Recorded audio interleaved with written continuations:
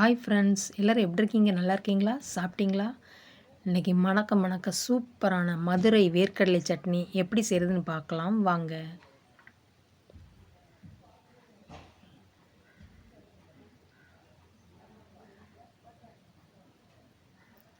வேர்க்கடலை சட்னிக்கு தேவையான பொருட்களை ரெடி பண்ணி வச்சுக்கோங்க.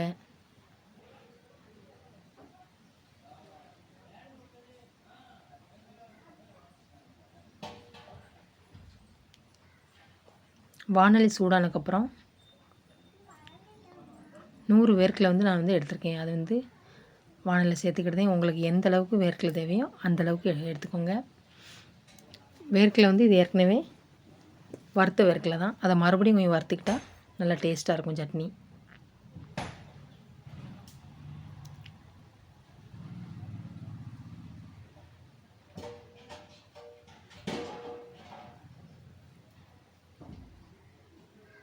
காய்ந்த மிளகாய் நான் சேர்த்துருக்கேன். உங்களுக்கு எந்த அளவுக்கு உரப்பு தேவையோ அந்த அளவுக்கு நீங்கள் சேர்த்துக்கோங்க.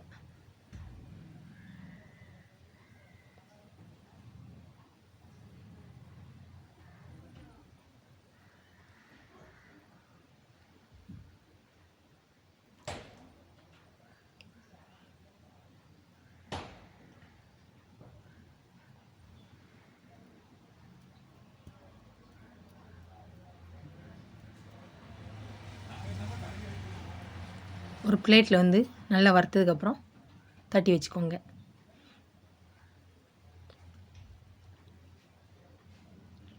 மறுபடி தேவையான அளவு எண்ணெய் சேர்த்துக்கோங்க.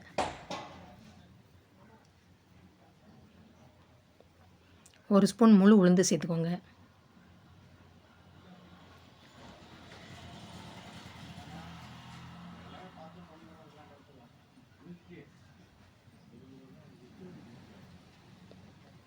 நல்லா பொரிஞ்சதுக்கப்புறம் 5-6 பூண்டு சேர்த்துக்கோங்க, தோல் உரிச்சி.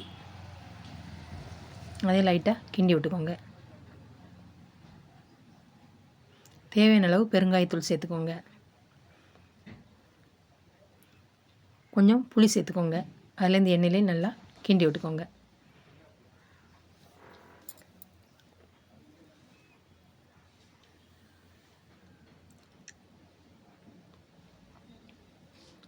ரெண்டு பல்லாரி நீல வாக்கில் வெட்டினது அதையும் சேர்த்துக்கோங்க.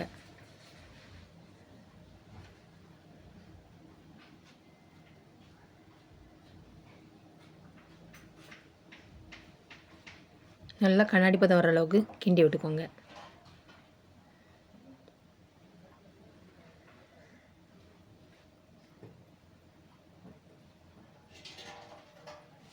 கொஞ்சம் கருவேப்பிலை சேர்த்துக்கோங்க.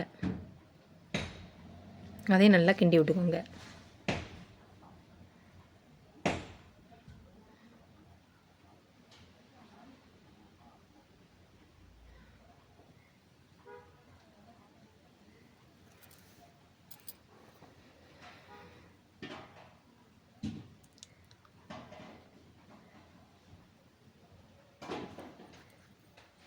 தேவையான அளவு கல் உப்பு சேர்த்துக்கோங்க.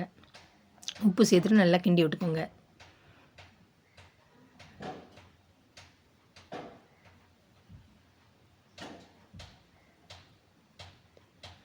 இந்த அளவுக்கு நல்லா வெந்திருக்கணும். கண்ணாடி பதம் வர அளவுக்கு நல்லா வெந்திருக்கணும். ரெண்டுமே ஆறுனதுக்கப்புறம் மிக்ஸி ஜாரில் சேர்த்துக்கோங்க.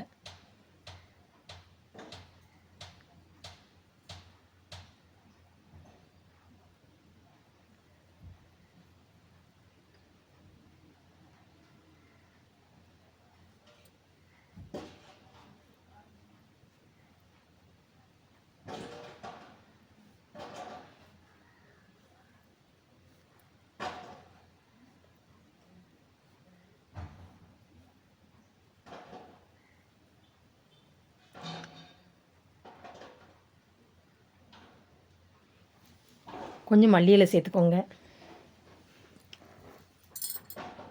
தண்ணி ஊற்றி இந்த அளவுக்கு சட்னி நம்ம மற்ற சட்னிக்கு எப்படி அரைப்போமோ அந்த மாதிரி நல்லா அரைச்சிக்கோங்க. மறுபடியும் தேவையான அளவு எண்ணெய் சேர்த்துக்கோங்க.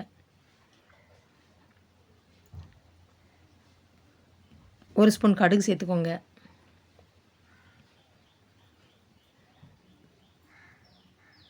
நல்லா பொரிஞ்சதுக்கப்புறம் 1/2 ஸ்பூன் சீரகம் சேர்த்துக்கோங்க. 2 காய்ந்த மிளகாய் அதுவும் பிச்சு சேர்த்துக்கோங்க. கொஞ்சம் கருவேப்பிலை சேர்த்துக்கோங்க.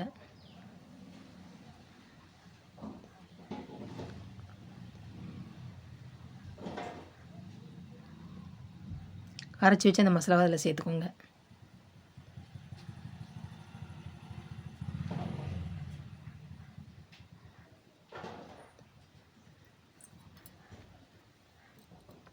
மிக்ஸி ஜாரில் தண்ணி சேர்த்து அதையும் நல்லா கழுவி அதில் ஊற்றிக்கோங்க.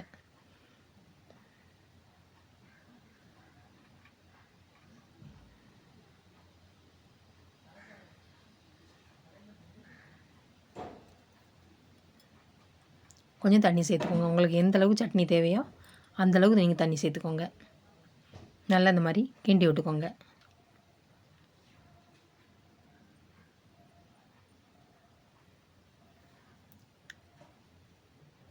சட்னி வந்து கொதிக்க விட்டுறக்கூடாது. இந்த மாதிரி லைட்டாக சட்னி கொஞ்சம் ஹீட் ஆனதுக்கப்புறம் நமக்கே தெரியும். அந்த மாதிரி வந்ததுக்கப்புறம் அடுப்பை ஆஃப் பண்ணிக்கோங்க. சூப்பரான டேஸ்டியான மதுரை வேர்க்கடலை சட்னி ரெடி. அதுவும் தோசைக்கு ஊற்றி சாப்பிடும்போது அவ்வளோ ஒரு சூப்பராக இருக்கும். நீங்களும் அந்த மாதிரி செஞ்சு பாருங்கள்.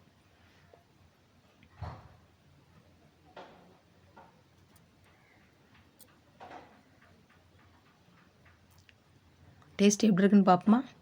அப்படி இந்த தோசை அப்படியே கொஞ்சம் அப்படி பிச்சு அந்த வேர்க்கடலை சட்னியில் அப்படியே இந்த சைடு அப்படி தோசையை நல்லா முக்கி இந்த மாதிரி வச்சு சாப்பிட்டோம்னா அவ்வளோ ஒரு சூப்பராக இருக்கும்.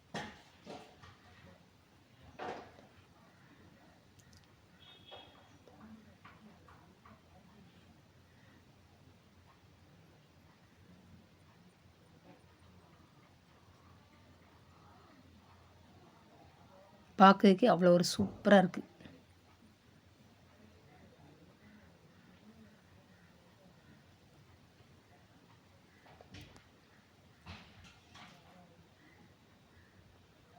அடடா, செம சூப்பராக இருக்குது சாப்பிடும்போது.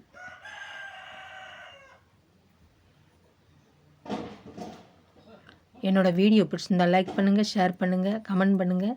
வீடியோ ஸ்கிப் பண்ணாமல் பாருங்கள். தேங்க்யூ.